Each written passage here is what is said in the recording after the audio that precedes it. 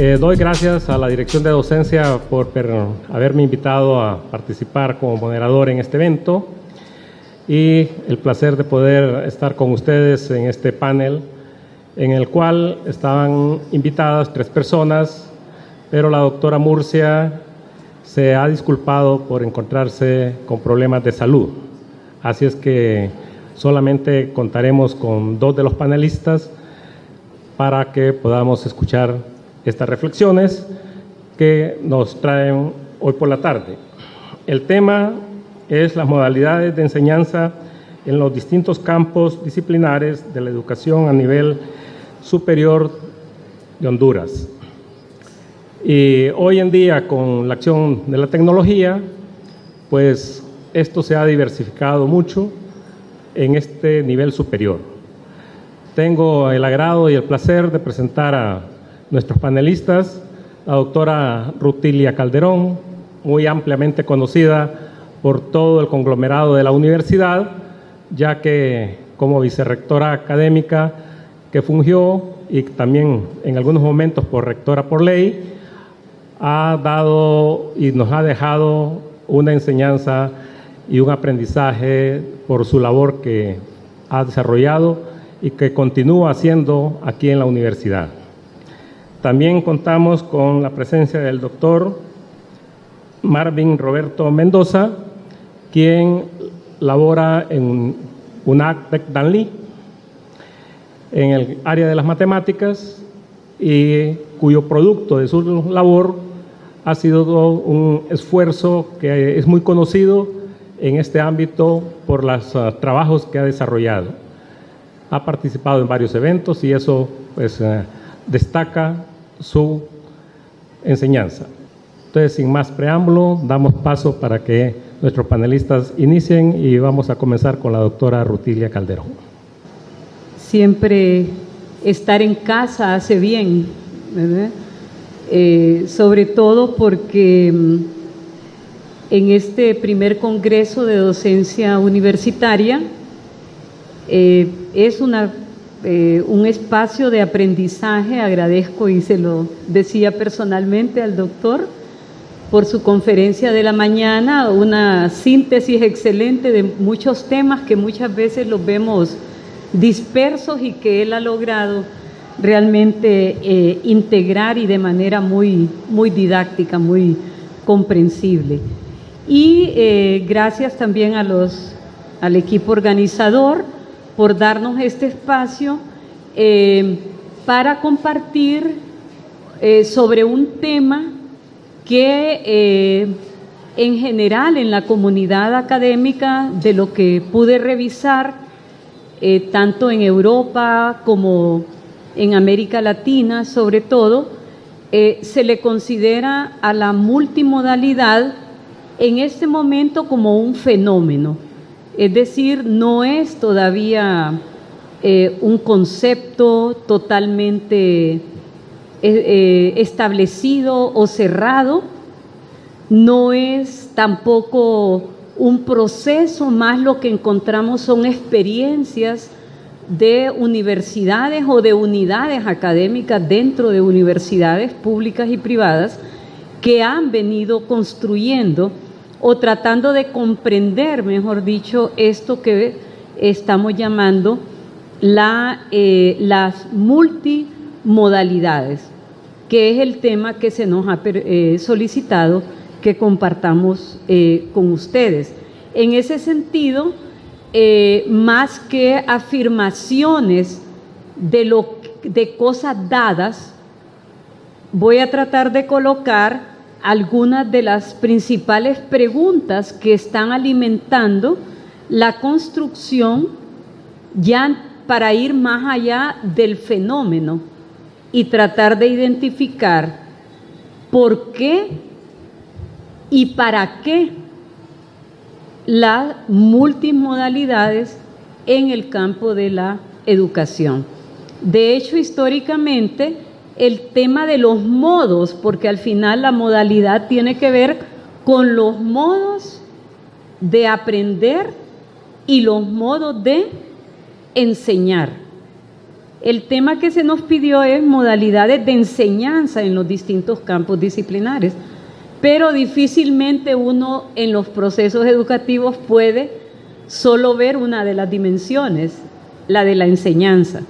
Por eso es que la mayoría de autores que han estado trabajando este tema lo abordan como multimodalidades educativas y que identifican el origen de las multimodalidades en una situación histórica. Fundamentalmente que las maneras en que se aprende hoy en el siglo XXI, en el año 2018, son muy diferentes a las maneras de aprender del siglo XIX y del siglo XX. Y aquí tenemos los aportes desde múltiples disciplinas, más bien las disciplinas del campo de ciencias de la educación tuvieron que entrar un poco tardíamente. Tenemos, por ejemplo, los estudios de neurolingüística, ¿verdad? Desde la biología, desde la bioquímica, que ya venían aportando desde los años 70 del siglo pasado, como incluso a nivel de interacciones de las neuronas, se han creado nuevos circuitos que ahora, y disculpen la referencia personal, me estoy estrenando como abuela y yo soy médica y yo le digo a mi hijo, estoy aprendiendo pediatría, porque lo que cuando yo les tuve a ustedes hace 36 años se daba a los 9 meses, hoy un niño o una niña de 4 meses ya lo hace, y eso tiene que ver precisamente con nuevos circuitos de comunicación entre neuronas, activación de zonas del cerebro que anteriormente no estaban tan activadas, etcétera. Entonces, todo esto se expresa finalmente en nuevas formas de aprender. Y si el acto educativo tiene esas dos grandes dimensiones y esos dos grandes sujetos, profesores y alumnos, era necesario entonces avanzar a nuevas formas de enseñar. Y parte de la tensión que hoy se vive en las aulas universitarias y en las aulas de los niveles preuniversitarios es porque no siempre estamos logrando que ambas dimensiones caminen al mismo ritmo.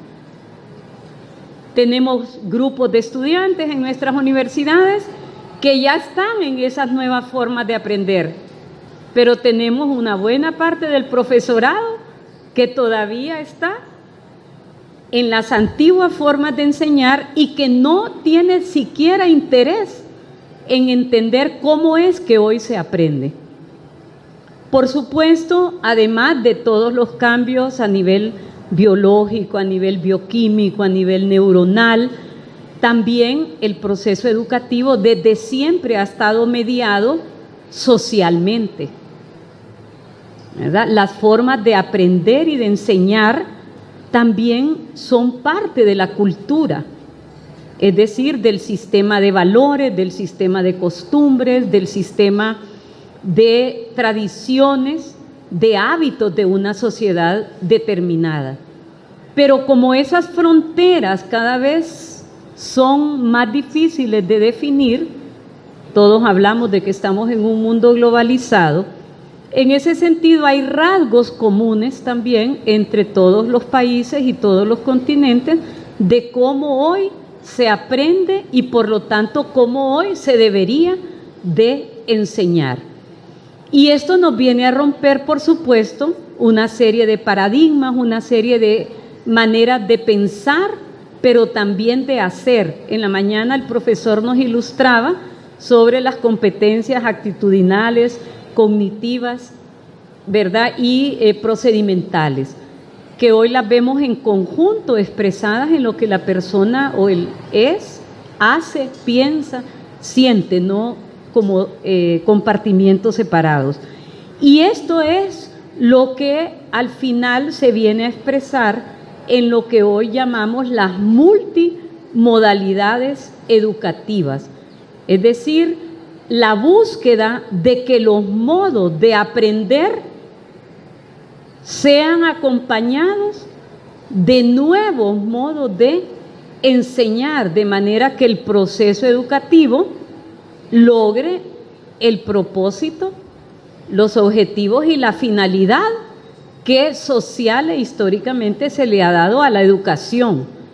La UNESCO resume esa finalidad diciendo: el fin último de la educación es formar ciudadanos y ciudadanas con capacidades para contribuir al desarrollo a nivel personal, familiar, comunitario, social y, si lo queremos más amplio, a nivel global.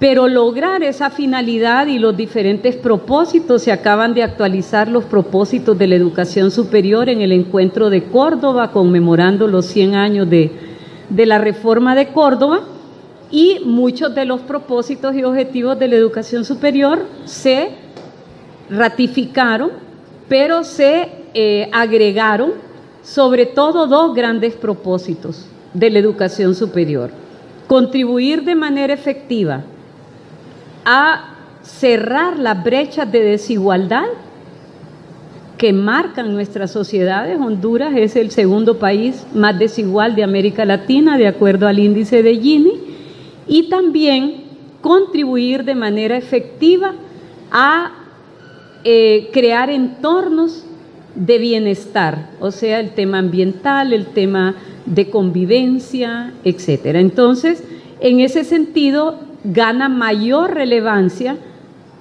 empezar a ver las multimodalidades. ¿Qué significa en términos prácticos la multimodalidad?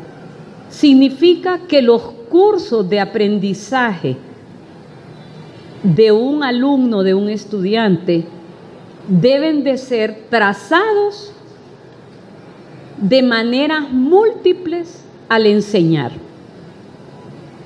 No como ahora, incluso hay algunos autores, ¿verdad? Estaba leyendo un último artículo de García Aretio que dice que ya es el momento de superar el famoso paradigma de la bimodalidad, donde solo hablamos de modalidad presencial y modalidad a distancia. Incluso García Aretio propone ahora una nueva categoría, que es la educación sin distancia. Porque es paradójico, por ejemplo, que con el desarrollo de las nuevas tecnologías de información y comunicación, ya todo está acá, ¿verdad? Nos damos cuenta en tiempo real de las masacres, nos damos cuenta en tiempo real de premiaciones, nos damos cuenta en tiempo real de acontecimientos al otro lado del mundo, y a la inversa, al otro lado del mundo se dan cuenta en tiempo real de lo que está pasando en Honduras, en Centroamérica, en América Latina. Entonces, el mismo concepto de distancia cada vez se va transformando más. Y en la multimodalidad juegan hoy un papel importante las tecnologías de la información y comunicación. Y aquí quiero ser enfática: no es que la multimodalidad dependa exclusivamente de las TIC. Las TIC han venido a hacer que este fenómeno de la multimodalidad se generalice, se globalice. Pero en países como los nuestros, fue un tema que traté yo de profundizar para prepararme. Por ejemplo, tenemos que en Honduras el 70% de los centros educativos no tienen acceso a Internet. Y todavía tenemos un 27% de población rural sin acceso a luz eléctrica. Entonces, la pregunta es: ¿están excluidas esas poblaciones del fenómeno de la multimodalidad? Hay que cambiar la pregunta. La pregunta es: ¿cómo logramos incluir a esas poblaciones para que participen del fenómeno de la multimodalidad? Y esto tiene que ver fundamentalmente con el cómo enseñamos, porque un mismo texto, si yo el texto lo sigo pensando desde la uni o bimodalidad, va a ser un texto plano, un texto con fotos, un texto con un cuestionario al final. Pero si yo pienso ese mismo texto desde la multimodalidad, entonces es un texto que tiene, por ejemplo, ejercicios de autoaprendizaje,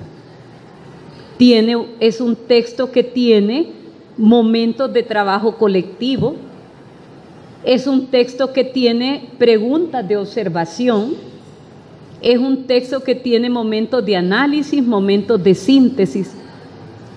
Y eso es parte de la multimodalidad. Por eso el énfasis que quiero hacer de que, si bien es cierto, las nuevas TICs vienen a darle mayor vigor, mayor vida a la multimodalidad, también podemos tener multimodalidad desde las tradicionales formas de enseñar, pero con innovaciones didácticas. Y eso le toca al profesor fundamentalmente. Porque y eso no quiere decir, ojo, que no tengamos que ir cerrando la brecha de acceso a las nuevas tecnologías de información. Es un reto también. Y esto hace que la multimodalidad sea compleja, porque por un lado tenemos que lograr el acceso de todas las comunidades educativas a las nuevas tecnologías de información y comunicación. Pero ya nos lo han dicho un montón de veces, que muchas veces usamos el Internet para poner simplemente la misma clase que le dicté a los estudiantes. Ahí no hay multimodalidad, lo que hay es la modalidad tradicional presencial, haciendo un uso inadecuado de una nueva tecnología de información y comunicación.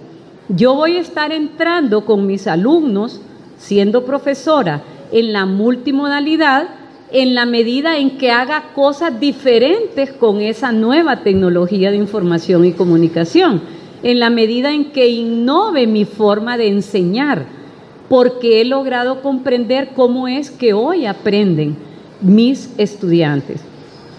Y para ir cerrando, estuve revisando algunas experiencias de universidades públicas, por ejemplo, la Universidad de Puebla, la Universidad de Guanajuato, la Universidad Cayetano Heredia en Perú, donde ya están ofreciendo programas educativos multimodales.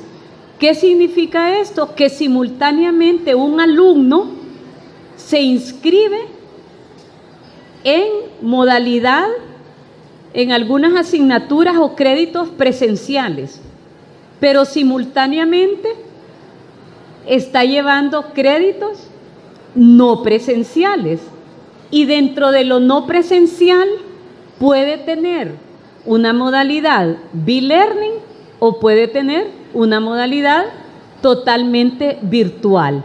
Y las universidades mexicanas ya agregaron otra modalidad, que es la llamada certificación. Es decir, que yo simultáneamente puedo estar haciendo cursos en el INFOP, por ejemplo, si hablamos de Honduras, o no sé cómo se llamará en los otros países, la certificación profesional, los institutos de certificación profesional, y esas competencias que yo desarrollo a través de esa certificación profesional, la universidad la valora y le da un número de créditos, ¿verdad? O si en mi trabajo me mandaron 6 meses a Google, si soy una ingeniera en sistemas, y me mandaron a Google a desarrollar nuevas aplicaciones, y vengo certificada de que he participado en programar mi universidad, con esa certificación también lo integra a mi programa educativo. Entonces es un mundo complejo, pero que quizás es lo que necesitamos avanzar hacia allí para que nuestros modos de enseñar cada vez se vayan aproximando más a los nuevos modos de aprender.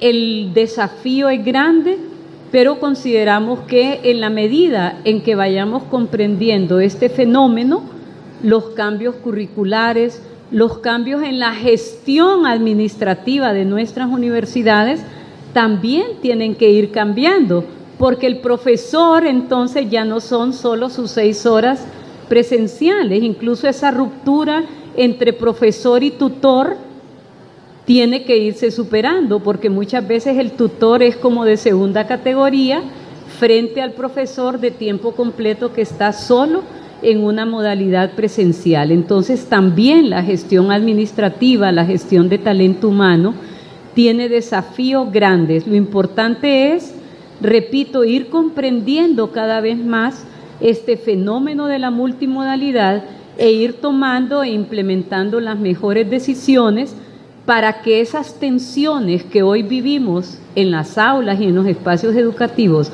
entre nuevos modos de aprender y viejos modos de enseñar vayan siendo superados, de manera que vayamos logrando cada vez una mayor coherencia entre el aprender y el enseñar. Me quedaría por acá. Justamente en la dirección de la temática que toca en este momento compartir en este panel de discusión, me surge una primera pregunta, después de las reflexiones exhaustivas de lo que está aconteciendo hace quizás 25 años, 30 años. 1998 marca un hito después de la Convención de París, de la UNESCO. Posteriormente, en Europa hay una unificación, el espacio educativo de las universidades superiores. Justamente, diferentes esfuerzos que se han ido gestando paulatinamente para tratar de alguna manera unificar criterios de modo que la formación del elemento humano de las universidades, primero europeas, y quizás hubo una réplica del proyecto Tuning en 13 países de América Latina, para tratar de esa visión holística de qué formación debería tener un profesional de cualquier universidad, independientemente de la modalidad que la persona esté cursando.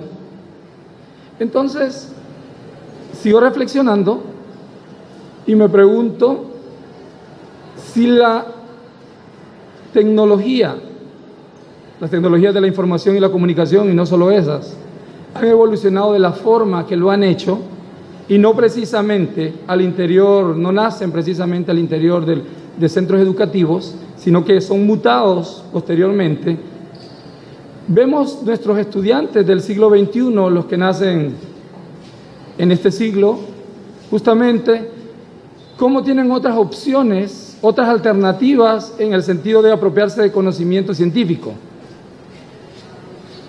Y me queda una duda. Entonces, la universidad, si el conocimiento se puede accesar de diferentes formas y hay muchas posibilidades de accesar esa información, ¿cuál debería ser el replanteamiento o la resignificación del docente del siglo XXI frente a todos estos fenómenos, frente a todas esas necesidades que van surgiendo en el individuo por diferentes razones, y que la universidad de alguna manera, por mandato constitucional en algunos sitios o por ser un derecho humano, tiene que tratar de llegar y tratar de que el producto que se genere en las universidades esté cónsono a todas las realidades, esté cónsono en el marco social, en el marco económico, político, que pueda contribuir, que tenga una capacidad de reflexión, desarrollo de pensamiento crítico, que sea una persona que cree conocimiento y que el conocimiento no únicamente lo memorice, porque ese paradigma quedó en el antaño. El nuevo paradigma está centrado en el alumno, pero el rol del docente es fundamental dentro de esa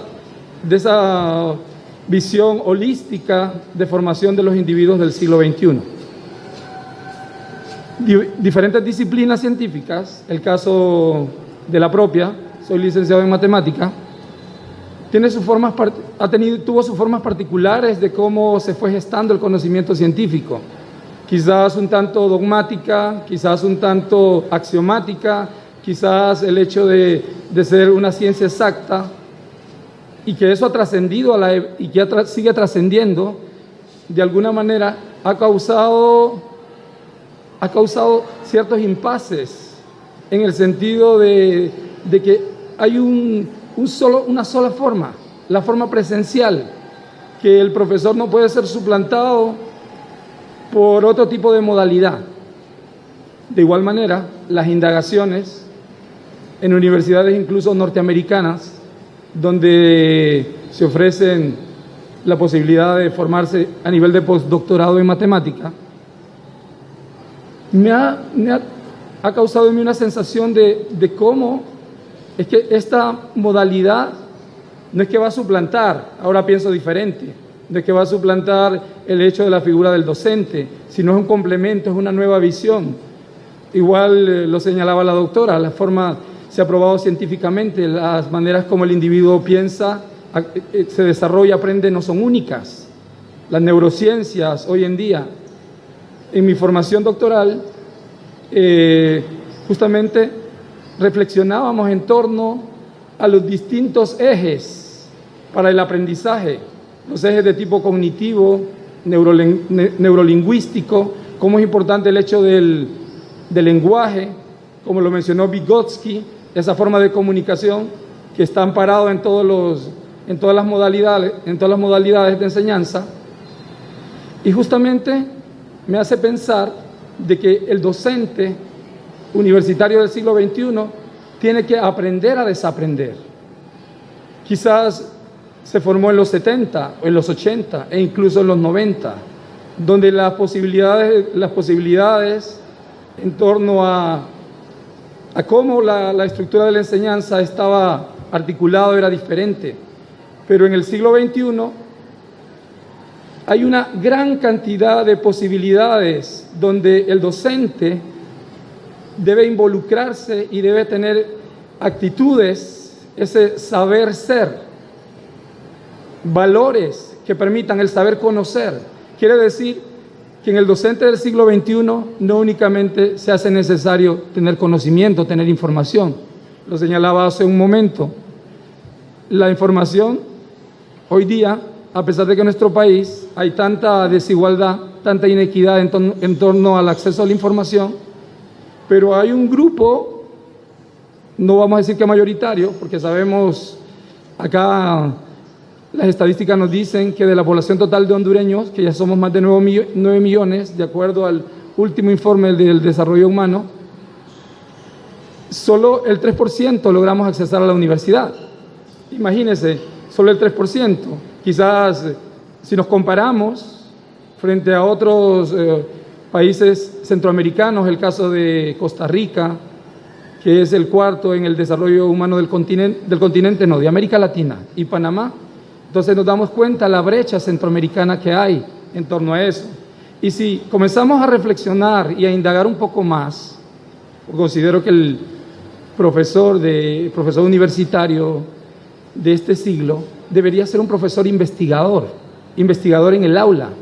Quiere decir que el papel de facilitador también se le agrega un elemento más, el hecho de investigar en el aula. No pensar únicamente en los paradigmas de una investigación de tipo cualitativa, cuantitativa que hemos sido formados, sino el hecho de adquirir nuevas competencias para ser un investigador en el aula y comenzar a reflexionar sobre los distintos fenómenos de aprendizaje. ¿Esta metodología está funcionando? ¿En qué medida esta metodología me funciona más? Porque en una misma aula de clase, yo creo que la mayoría ha reflexionado en algún momento, vemos los estudiantes que son de tipo visual, tenemos los estudiantes de tipo crítico, estudiantes que les gusta los audios, estudiantes que les gusta otro estilo, más estructurado. Quiere decir que los estilos de aprendizaje han ido cambiando. Y nosotros en nuestras aulas de clase no tenemos esa diferenciación que quizás en algunas universidades españolas, donde está, por ejemplo, el estudio de los más capaces. Cualquiera podría decir que es discriminatorio. No, es que hay que entender que hay desarrollos cognitivos, de repente las demandas cognitivas de un grupo, de un estudiante, es diferente al otro. Entonces, a ese grupo hay que atenderlo en una modalidad diferente. Y ahí es donde menciono de que la capacidad del docente del siglo XXI de poder agenciarse, empoderarse de nuevas modalidades que quizás no le fueron enseñadas, no las adquirió, no las aprendió. Significa que se hace necesario la investigación, se hace necesario la asistencia a congresos internacionales. No pensar porque somos profesores que tenemos 30 años de estar trabajando en la Universidad Autónoma, tenemos 25 años, que ya lo sabemos, que sabemos una gran cantidad de cosas. El mundo ha cambiado, sabemos cómo el conocimiento científico se gesta de un momento a otro, sabemos cómo la tecnología cambia. No cambia de un año a otro, cambia de meses, de meses. Pero ¿qué pasa? Que ese cambio tiene que empezar en nosotros. Si nosotros reflexionamos en torno a la cuarta reforma de la universidad, los esfuerzos positivos que se han ido haciendo paulatinamente, obviamente hay grandes desafíos. La Universidad Nacional Autónoma de Honduras sabemos que es compleja, sabemos que estamos de alguna manera condicionados por diferentes razones. Entonces no es muy simple el hecho de no poder adoptar, otras nuevas maneras. Ahí es cuando el profesor debería tener esa capacidad también de adaptación, de resolver problemas, de resolver conflictos. El profesor del siglo XXI debería tener esa capacidad, esa competencia. Ser investigador en el aula, una persona con inteligencia emocional, que quizás para los que no somos psicólogos es un nuevo constructo. Lo que es inteligencia emocional, esa capacidad de que los problemas no te agobien, esa capacidad de que de repente en el aula de clases te sientes triste, te sientes defraudado y tú dices, quiero colgar los guantes porque estos estudiantes no les entra de ninguna manera. Los profesores de matemática a veces tenemos ese tipo de situaciones. ¿Cómo hacer que la matemática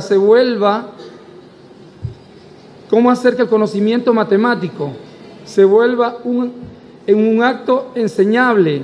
Como lo decía Brousseau, la transposición didáctica, el saber sabio,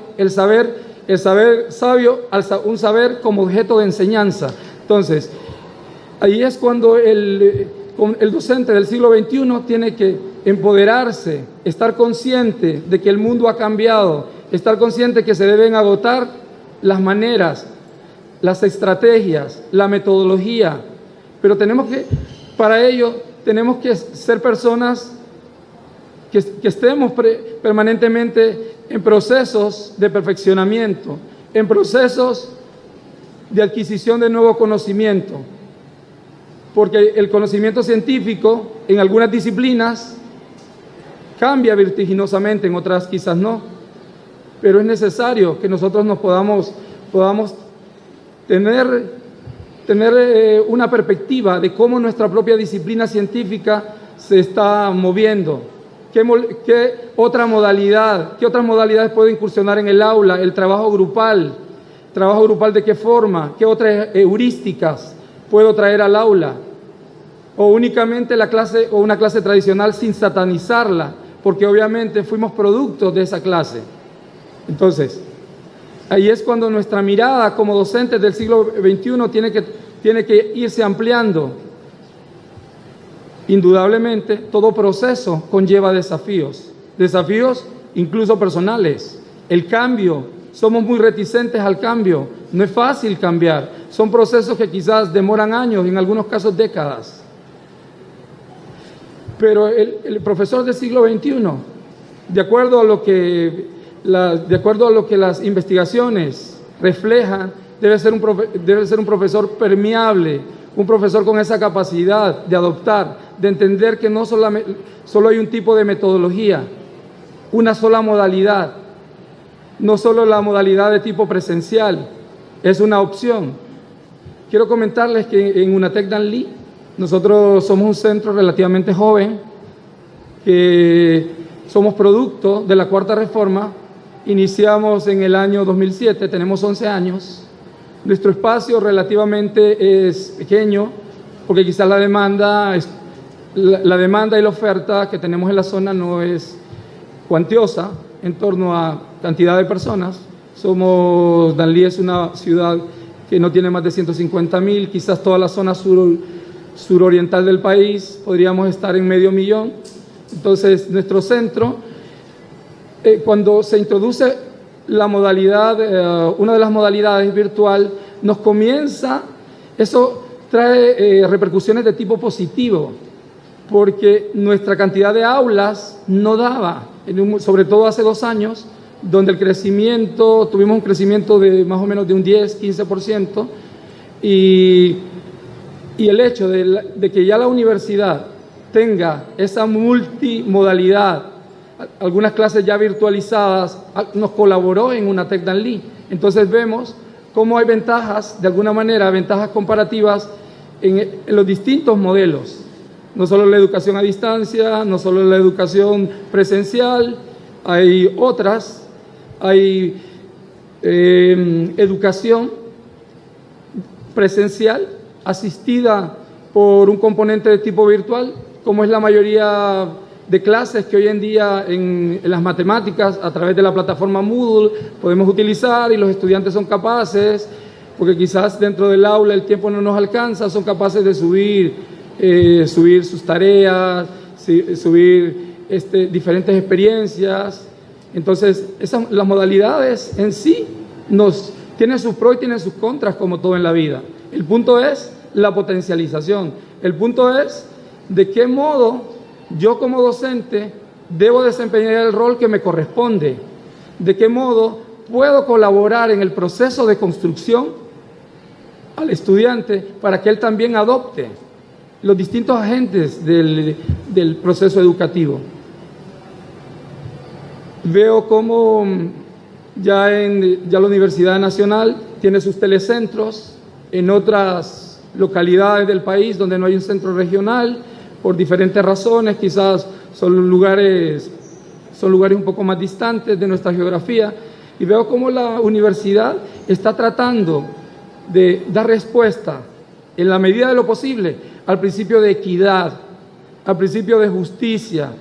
Claro, hay mucho por hacer, pero si vemos cuánto se ha hecho, quizás antes del 85, que es cuando nace el sistema de educación a distancia, que hoy es CRAED, podemos ver el desplazamiento y podemos ver cómo la universidad, sus paradigmas va cambiando.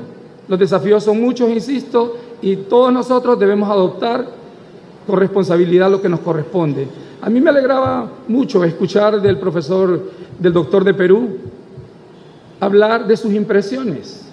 Yo les diré, he tenido la posibilidad de estudiar en 3 países, estudiar en Chile, estudiar en Panamá, también en Costa Rica, y me da tanto agrado de ver cómo nuestra universidad, su infraestructura, ha ido cambiando, y no solo la infraestructura, sino al ver cuántos cursos se están ofertando para los profesores, la Dirección de Innovación Educativa, cuántos cursos, el curso de aprender, hay otras modalidades, de igual forma el diplomado en investigación científica. Entonces, agrada ver cómo la universidad está cambiando sus paradigmas, cómo ha ido cambiando sus paradigmas, y con esa voluntad de querer cambiar aún más, con el propósito, obviamente, de atender a la educación terciaria de nuestro país. Como se mencionó anteriormente, tenemos un desafío grande dentro de los muchos que tenemos, el hecho de que ya casi la educación privada está igualando la cobertura de las universidades públicas de Honduras, y tenemos un desafío. ¿Qué rol vamos a asumir? ¿Qué podemos hacer nosotros como docentes? Obviamente, las autoridades, las distintas direcciones, cada uno, una visión sistémica, holística, pero algo podemos aportar como comunidad universitaria. A ver, qué avance, qué desplazamiento. Son muchos los desafíos, pero creo que lo más importante en toda institución es el recurso humano. Y si el recurso humano asume el reto que el momento histórico amerita, creo que pueden haber cambios. Es necesario, comunidad universitaria, de que los profesores podamos hacernos una introspección y decir, la metodología, cuánto ha evolucionado la metodología que yo estoy empleando, verdaderamente mi modo de enseñanza para que haya un efecto sobre el aprendizaje está cónsono a lo que el mundo de hoy en día está exigiendo, lo que nuestro país requiere. Sabemos que de acuerdo a los informes internacionales no son nada alentadores. Sabemos que lamentablemente escuchar a veces de nuestro país fuera, para muchas personas no nos hace sentir bien, pero también cuando las personas vienen a nuestro país y visitan nuestra alma mater, se dan cuenta que en nuestra universidad también hay compromiso, también hay personas que quieren ir mejorando, buscando la excelencia. Entonces, considero que los retos son muchos. Si hablamos de estadísticas del año 2010, del año 2000 al año 2010, en la mayoría de países de América Latina, las modalidades, la modalidad a distancia, virtual, semipresencial, esos híbridos, que no solo es la modalidad e-learning, sino la modalidad b-learning y otras más, aumentaron al menos en un 8%, en un 10% en el caso de Brasil. Y en el caso de Brasil, interesante saber la experiencia que Brasil, la calidad de los estudiantes que egresaron de esa otra modalidad, el mismo nivel de calidad. Porque entra otra reflexión en los docentes y a veces no nos convencemos y decimos, verdaderamente alguien que egresa de otra modalidad, que no es la presencial, tendrá calidad. Y como estamos hablando de calidad también, y la Universidad Nacional Autónoma en la Cuarta Reforma, si vemos el ranking, cómo ha ido mejorando, y esa mejora es en todos los actores. Esa mejora implica docencia, implica investigación. Hoy en día el hecho de ver que las publicaciones de los docentes de la Universidad Nacional Autónoma están en categoría 1, en Scopus, en categoría Cielo, en categoría Easy, significa que se está avanzando. Pero es el momento, comunidad universitaria, que nosotros avancemos en torno a las nuevas modalidades que el mundo exige. Debemos preparar estudiantes que estén de acuerdo al campo laboral. En este momento en UNATEC Danlí estamos desarrollando un trabajo de investigación en torno a si hay consonancia entre el inglés que se le está ofreciendo a los estudiantes de la carrera en informática administrativa, si hay consonancia con el inglés que requieren los empleadores. Estamos en ese proceso de reflexionar. Obviamente, en una primera etapa diagnóstica nos hemos dado cuenta de que no hay consonancia totalmente. No podemos decir que en algún nivel hay alguna consonancia. Entonces, si nos replanteamos saberes, este congreso, justamente, ¿cómo se construye un saber? ¿Cómo se construye un saber? ¿Un saber es lo mismo que una disciplina? Queda la reflexión. ¿Un saber es lo mismo que un campo científico, que una disciplina? ¿Qué modalidad? El modo de cómo la enseñanza se puede, no vamos a decir transmitir, compartir. Cómo la enseñanza se transmite. De igual forma, hay todo un glosario de términos que tenemos que comenzar a replantearnos. El rol nuestro, cuáles son las competencias transversales que requerimos en materia de las nuevas no solo de las TICs, como lo mencionaba la doctora Calderón. ¿Cuáles son las nuevas competencias? Hay que hacerse un replanteamiento del rol del docente del siglo XXI en materia de ampliar las modalidades, porque no hay recetas mágicas. No, lamentablemente, quizás en algunas áreas del saber hacemos algunos experimentos y esos experimentos dan un determinado resultado. Hay una eficacia de un medicamento a un 90%, pero en los seres humanos eso no se mide así. Incluso las pruebas PISA, las pruebas TIMSS, que tratan de medir las competencias, todavía hay un grupo que reflexiona en torno a ello. Quiere decir que son muchos los desafíos que tenemos. Un primer desafío le llamaría volvernos un docente investigador en el aula. Y ese docente investigador en el aula implica mucho esfuerzo, actitud, aprender a desaprender, aprender a aprender, el saber ser, el saber conocer. Porque justamente son paradigmas que desde el año 98 se han ido reafirmando algunos. Igual el próximo año hay una convención, después de la que hubo en Argentina, justamente con los 100 años de la Reforma de Córdoba, y significa que la construcción del docente del siglo XXI está en una dinámica, no está inacabado, ni incluso universidades como Harvard, universidades como Oxford, Yale, que ocupan los primeros lugares, están en replanteamientos continuos, porque precisamente la dinámica de la sociedad que estamos es esa. Quiero culminar puntualizando en 4 aspectos importantes. El mundo de hoy día demanda más en todo sentido, demanda más cuando ya en el ámbito de ser profesor universitario, no únicamente las 3 horas de clase, las horas de consulta, no únicamente participar en cursos de diplomado, no únicamente en hacer unos cursos de la DIE, quiero aprender otros recursos como mapas conceptuales, CIMATUS o algún lenguaje nuevo que me permita de alguna manera articularlo para brindarlo a los estudiantes. Demanda más, demanda compromiso y demanda actitud.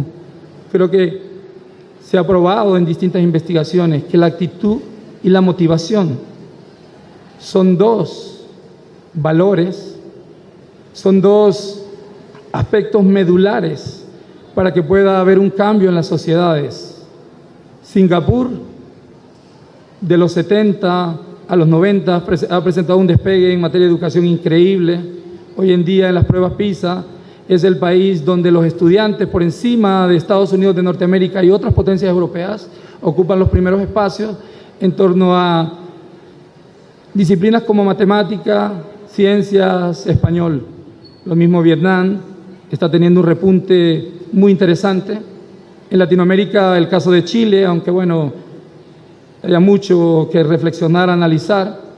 Sabemos que es un país con un índice de desarrollo humano muy alto, es el primero de América Latina, y tuve la posibilidad de estar compartiendo en algunas universidades chilenas, viendo las distintas modalidades de enseñanza, y me llamaba la atención el hecho de que sí son dogmáticos en cierta forma, pero un dogmatismo orientado, un dogmatismo con líneas claras hacia dónde parten.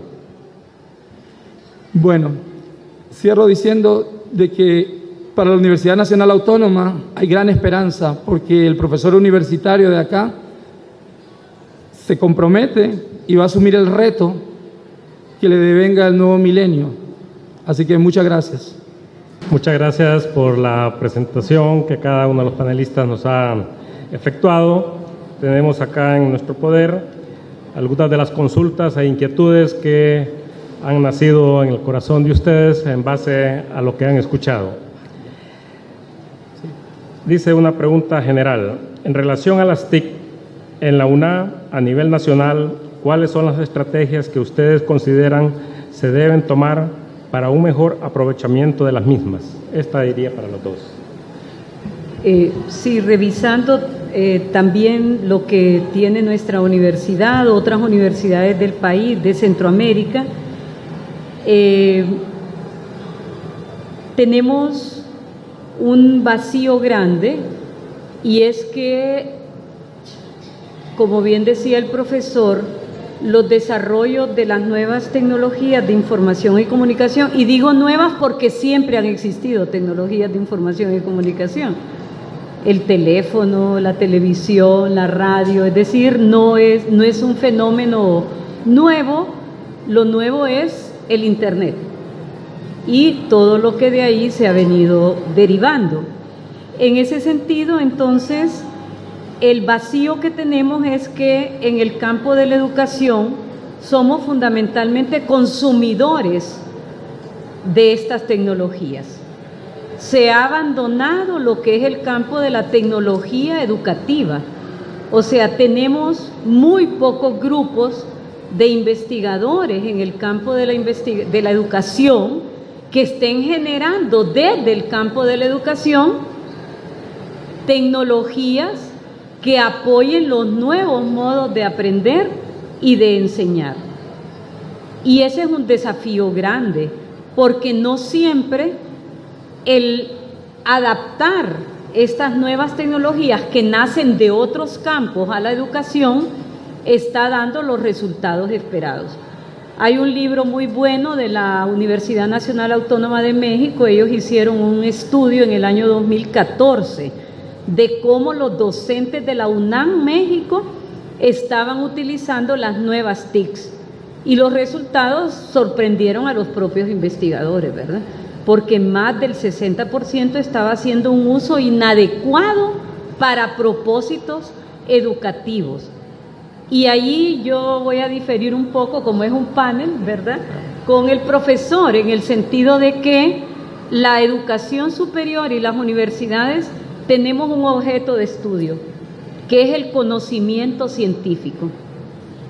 Y el conocimiento científico no siempre está disponible en Google, ¿verdad? Siguen estando las bases de datos o las bases científicas de acceso. Yo soy médica epidemióloga y a mí me sorprende la facilidad con que ahora la gente pregunta, fíjate que me indicaron tal medicamento, entra en Google que ahí te van a dar el Vademecum. Aquí está la exdecana de Química y Farmacia, y hay profesoras de Química y Farmacia, ¿verdad? Entonces, eso es información para el público, pero no es conocimiento científico. Y en educación superior tenemos que trabajar con conocimiento científico, y no siempre estas TICs que están disponibles en el mercado están hechas como tecnología educativa, ¿verdad? Entonces el desafío de seguir desarrollando desde la educación el campo de la tecnología educativa es importante también, precisamente por estos resultados de que no siempre adoptar tecnologías de información que vienen de otros campos están teniendo los mejores resultados en educación. Estrategias las hay, pero lo que hemos aprendido de los países a que hacía referencia el profesor, Japón, los países nórdicos, los países asiáticos, fundamentalmente Canadá, que tiene un buen sistema educativo, es que estas tecnologías, no solo las nuevas, sino que las tecnologías de información y comunicación nos van a ayudar a lograr los objetivos y resultados educativos si las pensamos y las usamos desde el acto educativo y no desde un acto meramente comunicacional. El tema, por ejemplo, del WhatsApp o de los blogs, etcétera. No es lo mismo, ¿verdad?, un blog de un cantante que un blog de un profesor, porque el blog del cantante posiblemente tiene más que ver si me están comprando el disco o qué tipo de música le gustaría al público para vender más, pero el blog de un profesor es para construir con sus estudiantes conocimiento científico sobre un determinado problema o una determinada realidad. Entonces yo creo que por ahí es donde nosotros desde la universidad, en sentido plural, deberíamos de avanzar para que realmente las TICs tradicionales y nuevas sean herramientas efectivas. Lo que les decía, la multimodalidad, yo ahí también difiero un poco porque conozco muy bien el sistema de educación a distancia de nuestra universidad. De hecho, me tocó trabajar en la reconceptualización de lo que era el SUED, pero yo honestamente me atrevo a decir que todavía no estamos en la multimodalidad. ¿Por qué? Porque mucho de lo que hacemos en los CRAED los fines de semana es exactamente lo mismo que el profesor hace de lunes a viernes en su aula, solo que lo condensa en 4 horas de un fin de semana, poniendo en alto riesgo la calidad de lo que estamos.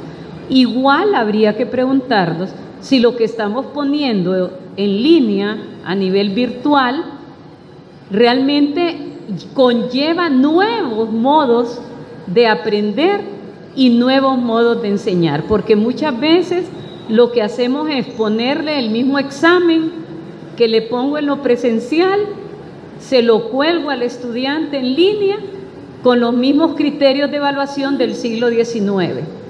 A ver qué tanto memorizó el estudiante y no qué tanto aprendió.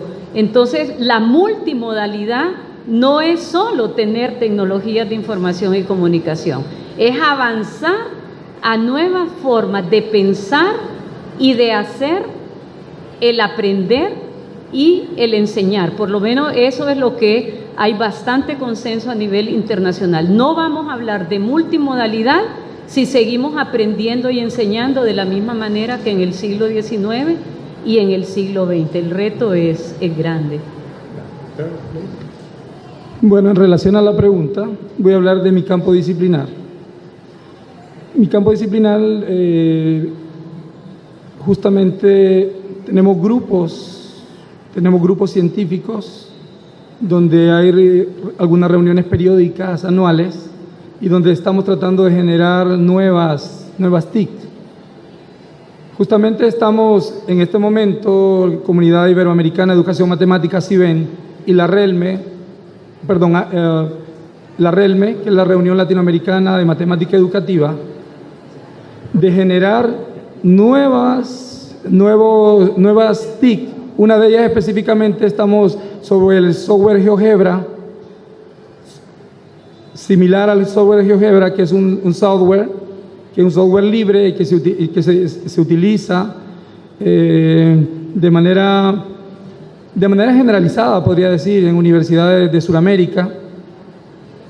Y de igual forma, considero que hay algunas áreas del conocimiento científico donde se están generando algunos software.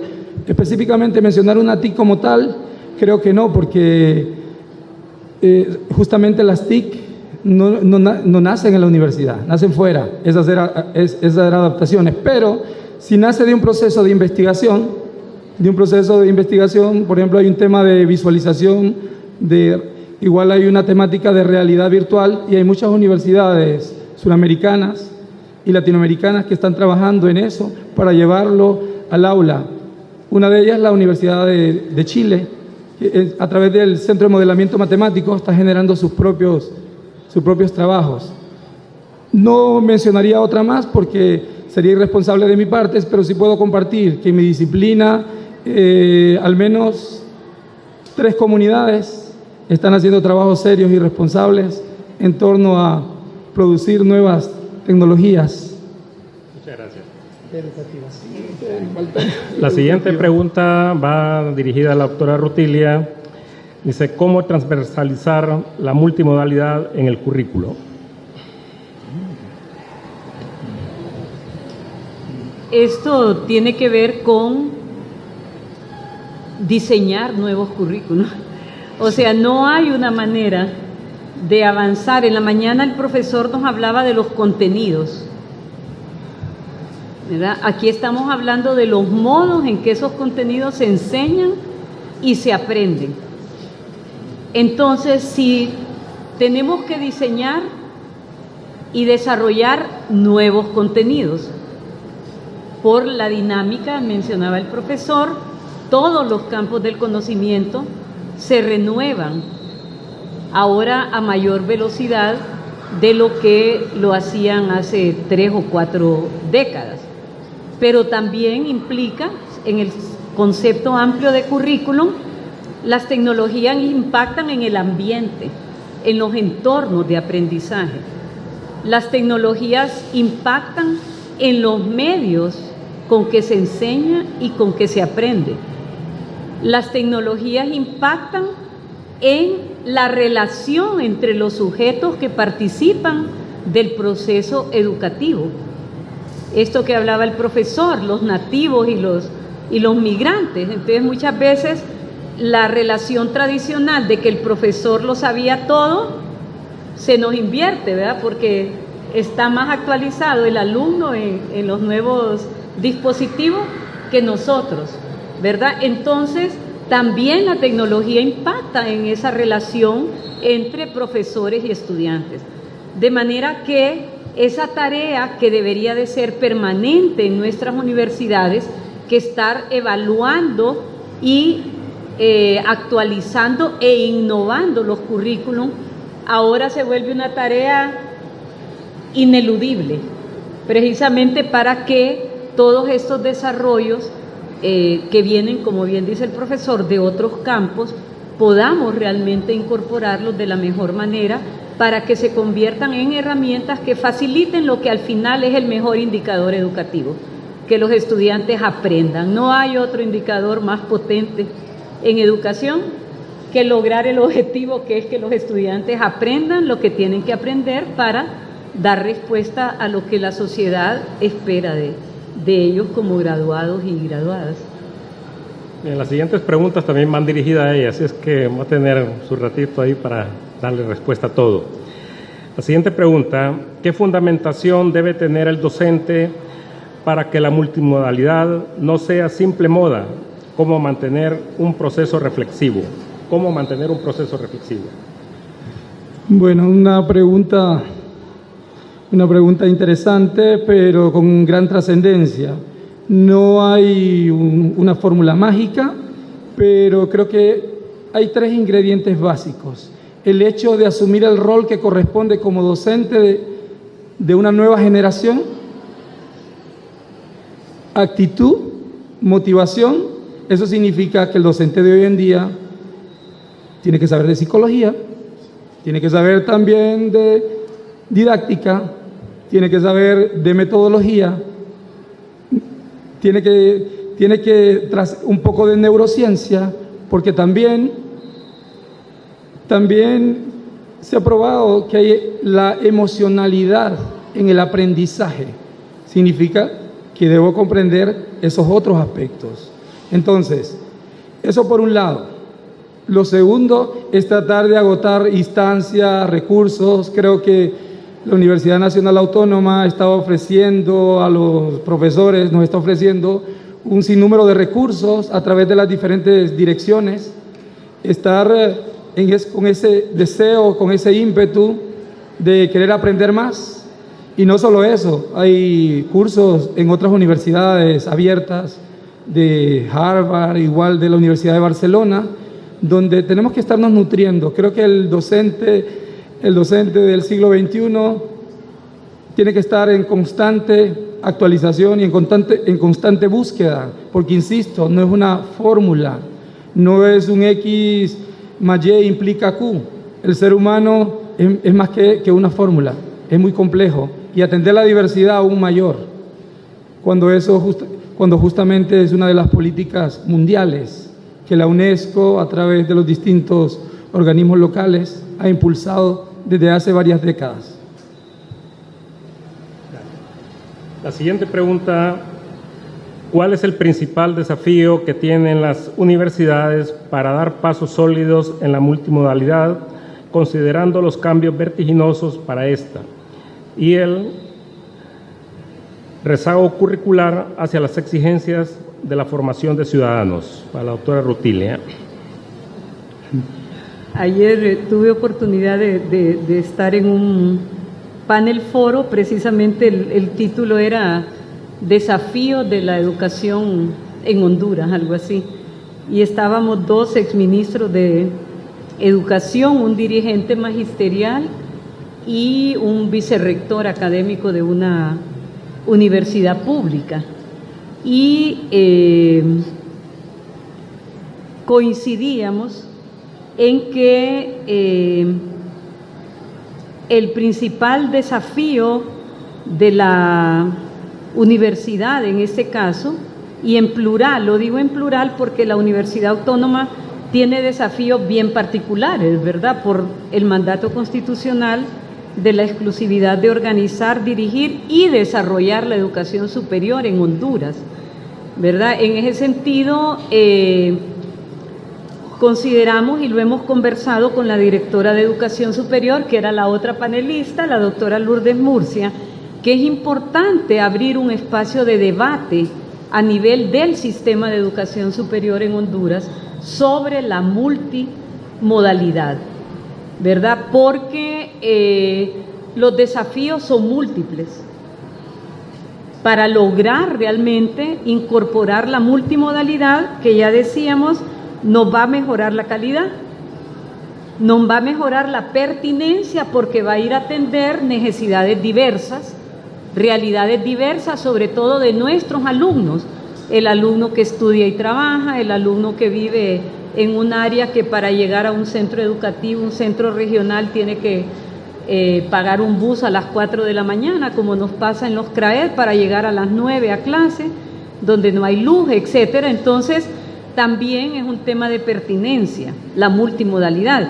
Y el profesor ha enfatizado mucho que es un tema de equidad, porque en la medida en que la verdadera multimodalidad se va implementando, entonces las oportunidades de acceso a la educación superior se amplían, ¿verdad? Porque, por ejemplo, estos autores, Arieto, Sijib, que es un hindú nacionalizado mexicano que trabaja mucho el tema, identifican en este momento 14 modalidades educativas, ¿verdad? Donde, por ejemplo, la modalidad presencial como tal puede desarrollarse en 4 modalidades diferentes o submodalidades, si lo queremos llamar, ¿verdad?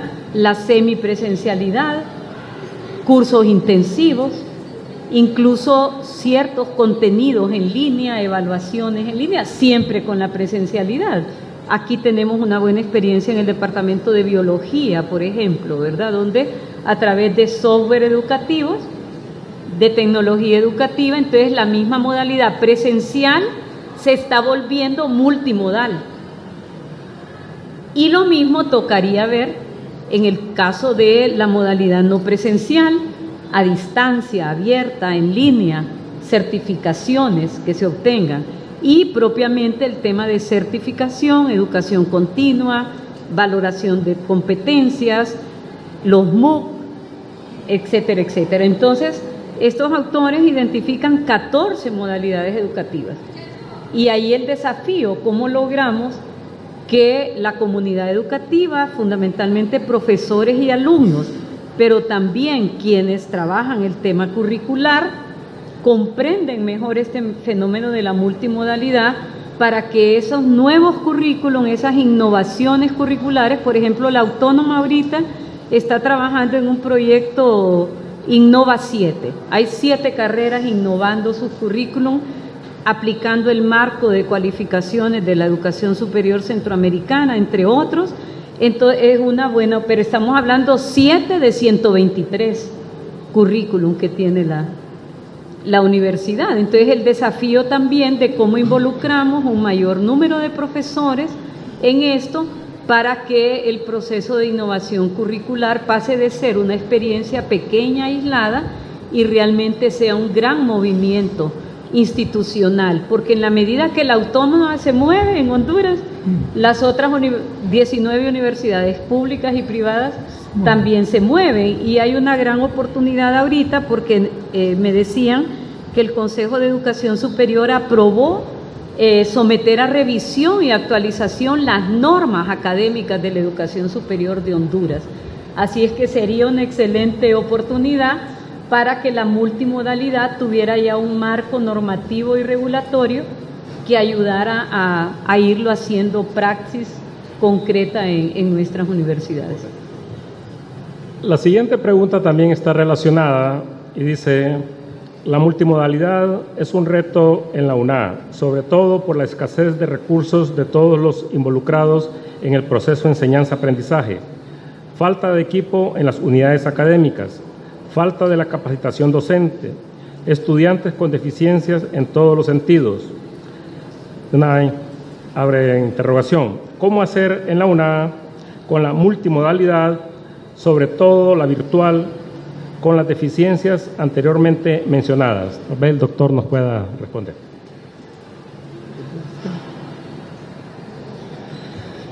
Es un tema complejo. Las aristas de donde podamos ver una posible solución, no en este minuto no hay una posible, es una mirada sistémica la que podríamos tratar de dar una respuesta. Sin duda tenemos limitantes de tipo económico que condicionan y que escapan de alguna manera los recursos, pero entonces allí entra otro escenario: ¿cómo maximizar recursos? ¿Cómo? Porque no siempre contar con todos los recursos van a dar un indicativo de calidad. Hay algunas prácticas positivas de países de ingresos medios donde quizás hay multimodalidad de alguna manera, o al menos acercamientos a multimodalidad, y no necesariamente son países ricos. De igual forma hay otros países con recursos altos donde no necesariamente contar con todo, porque es un tema complejo que requiere de muchos elementos. De hecho, todos los momentos requiere de muchos elementos, todos los elementos del mismo currículum, e incluso otros que extrapolan el currículum, las condiciones sociales, culturales, que en un momento dado puedan incidir. Entonces, dar una respuesta en este minuto no, pero hay que hacer esfuerzos y hay que tratar de maximizar de alguna manera con los recursos que se tienen. No sé si la doctora...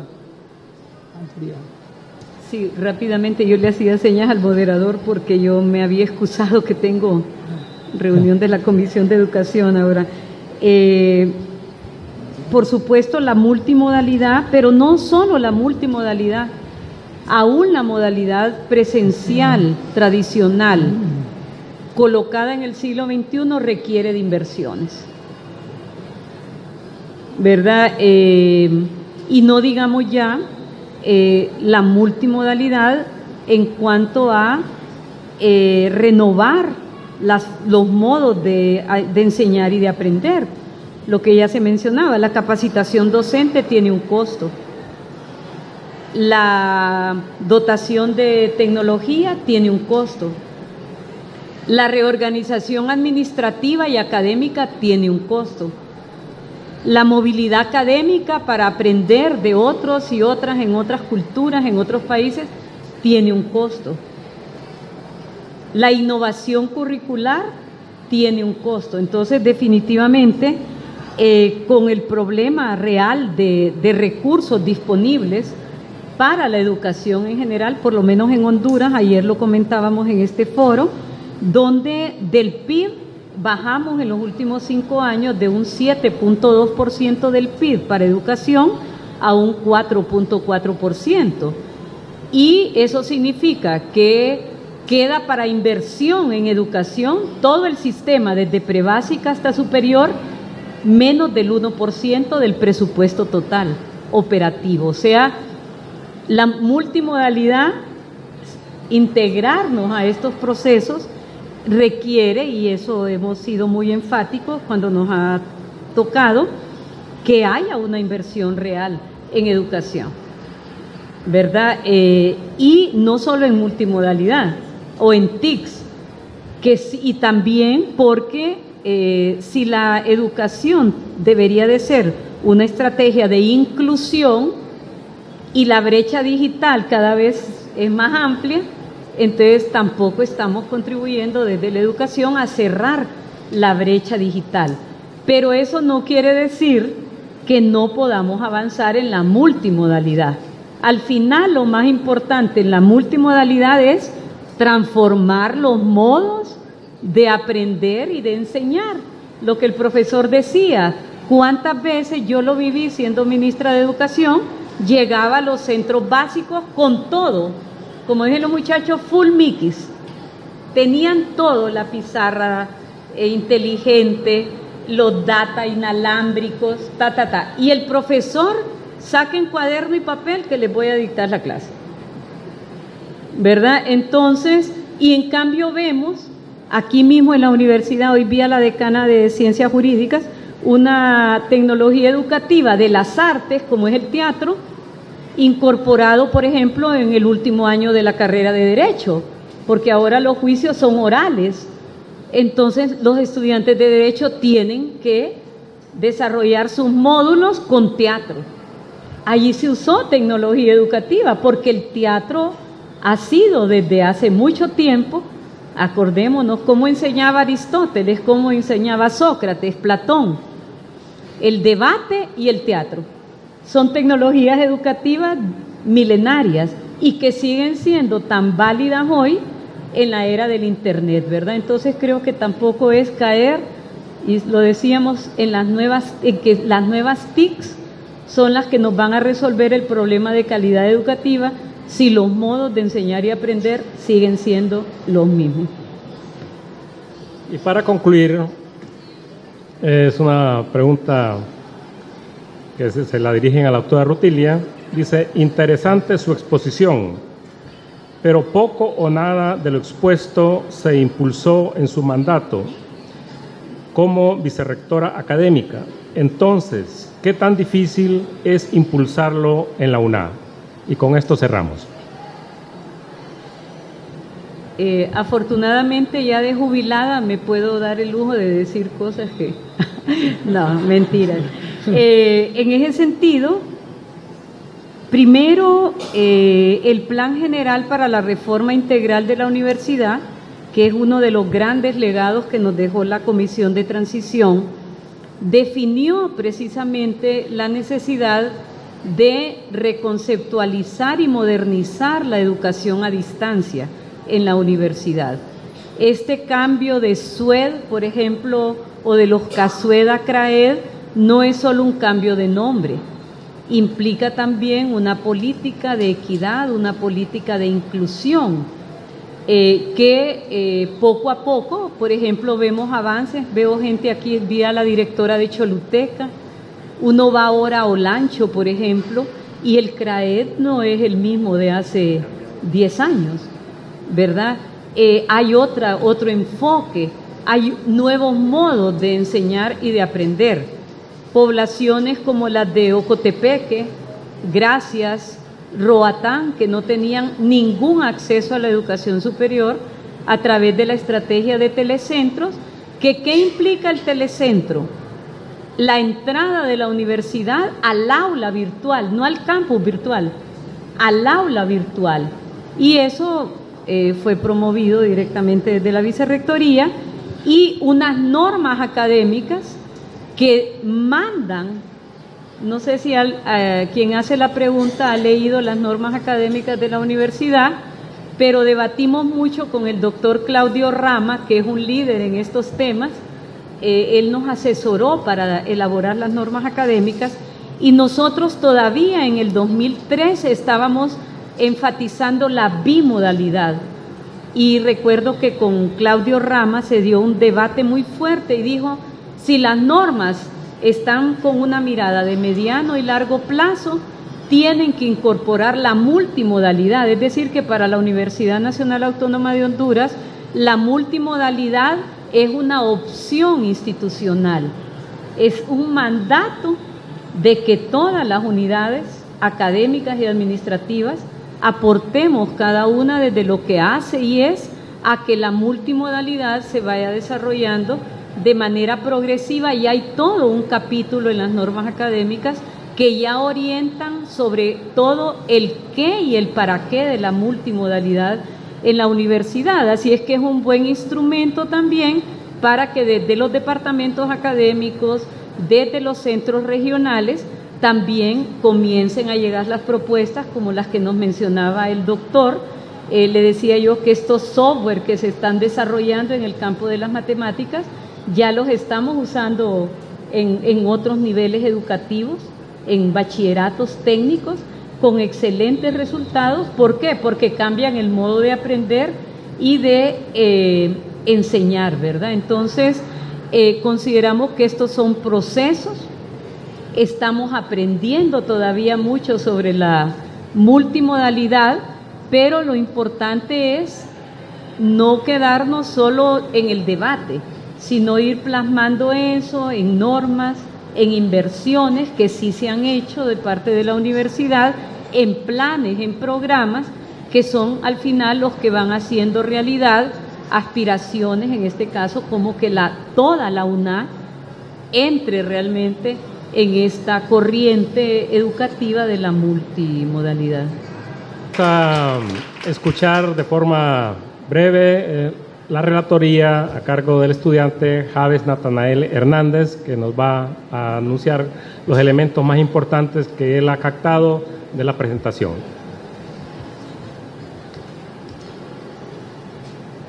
Muchas gracias. Bueno, empezamos con la primera exposición de la doctora Rutilia Calderón, que parte como un análisis de contexto, de que compara cuáles eran las maneras de aprender del siglo XIX con las exigencias del siglo XXI. Otro punto a destacar, cómo se expresa esas nuevas formas de aprender. Los nuevos modos de enseñar deben irse adaptando a los nuevos modos de aprender. Es un punto que resaltan. Las tecnologías usadas desde el acto educativo, herramientas donde los estudiantes... ¿Se escucha? Okay. Las tecnologías usadas desde el acto educativo se convierten como herramientas donde el estudiante se adapta a las nuevas exigencias. El rol del profesor es construir conocimiento científico con sus estudiantes. Bueno, en este punto podemos resaltar de que la doctora Rutilia Calderón destaca el hecho de que la educación tiene que ir de la mano de la tecnología, pero que la tecnología no es un recurso acabado para aprender. Bueno, como punto central, el doctor Marvin Mendoza destaca cuál debería ser el planteamiento del docente en las nuevas necesidades.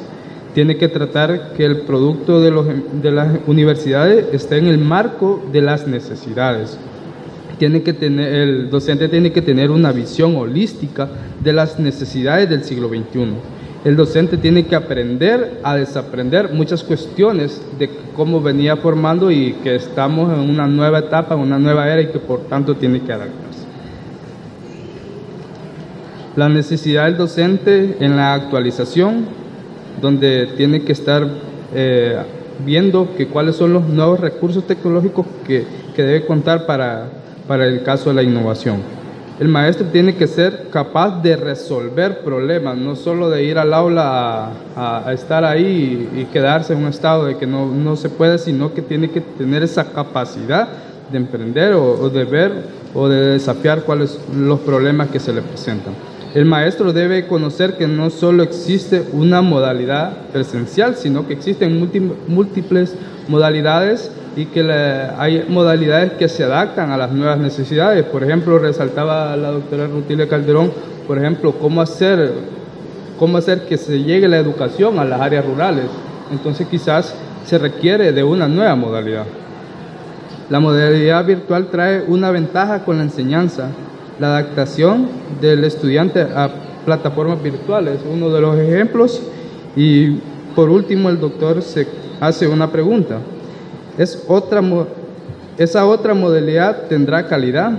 Y eso se pudo ver que se relacionan las dos exposiciones, porque están en bastante cuestionamiento de que realmente no solo es el hecho de introducir una nueva modalidad, sino de ver de qué manera esa modalidad también va a dar un avance. Entonces, por lo tanto, es un constante, bueno, ¿cómo decirlo? De que no tiene que quedarse sin cuestionarse de que las cosas se van a dar así o se va a introducir una nueva modalidad sin antes haberla revisado previamente. Bueno, solamente. La Universidad Nacional, a través de la Dirección de Docencia en este primer Congreso de Docencia Universitaria, reconoce a través de un diploma a los dos panelistas y dice: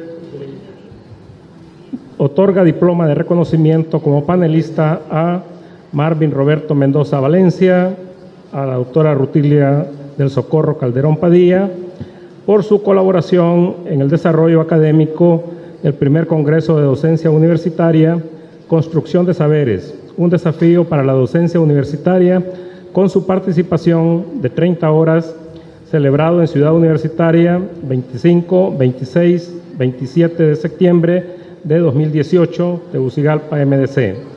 Firma la máster Belinda Flores de Mendoza, vicerrectora académica, y máster Magda Elsie Hernández, directora de docencia. Así es que hacemos entrega de estos reconocimientos a los panelistas.